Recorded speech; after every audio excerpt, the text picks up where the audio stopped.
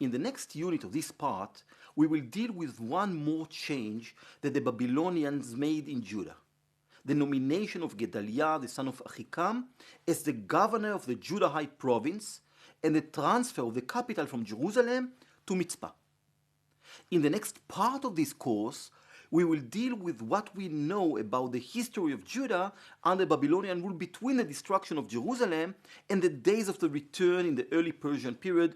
It means between 586 and 539 BC.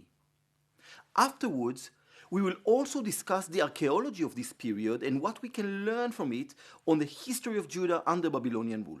However, in order to let you understand better the history of the period of the destruction of Jerusalem, a period that we just described according to the biblical description, I would like to present to you already now a short summary of what we know on the other events that took place during this short period of the Babylonian attack against Judah and mainly against Jerusalem. The reason is that the biblical description in 2 Kings is focusing only on what was happening in Jerusalem. We have some more clues, especially in the book of Jeremiah, about what happened in other parts of the kingdom, but I don't want you to stay in the dark with a feeling and knowledge that are not complete. So, even if we will come back later with many more details to most of what I will summarize now, and in some aspect I will summarize now things that will be discussed later, I think that it's important. What other things happened during the Babylonian campaign against Jerusalem between 588 and 586 BC? We already know that the Babylonian campaign against Judah brought about an utter and deliberate destruction of Jerusalem and its immediate environs. The region was almost completely emptied of its population and probably was the main area of which Judahites were killed during the long period of war. Many of them were probably escaped, and after the surrender of Jerusalem, this is the region of which many were deported.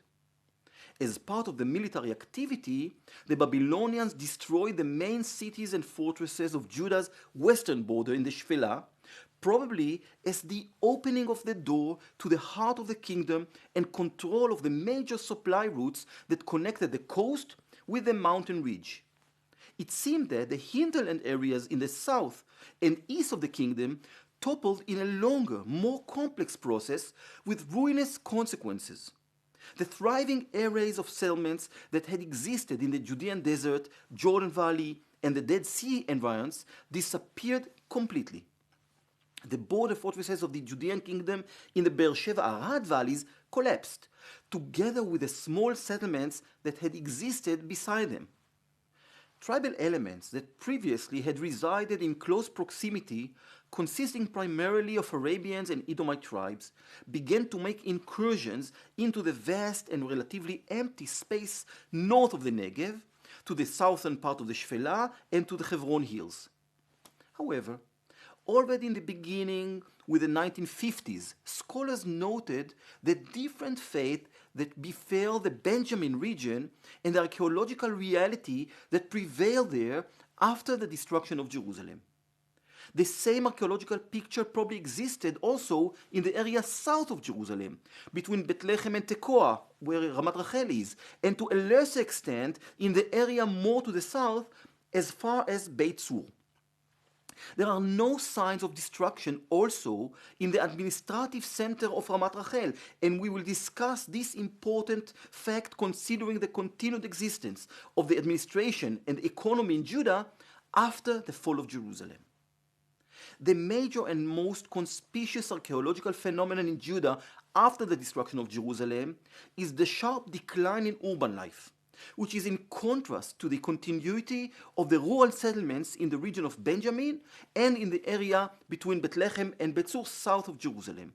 This settlement pattern also continued throughout the Persian period when, despite the rebuilding of Jerusalem and the restoration of its status as the main cult center and later on also as the capital of the province, there was no strengthening of urban life in this area, and the settlement in Judah remained largely based on the rural population.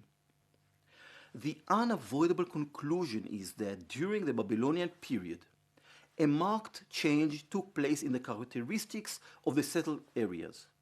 The settlement center of gravity moved from the core to the close periphery, and a new pattern of settlement was created in which the core was depleted and the nearby periphery continued to exist almost unchanged.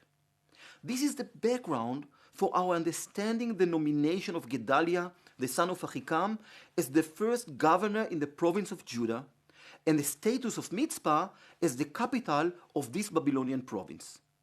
With this in mind, you can move now to the next unit.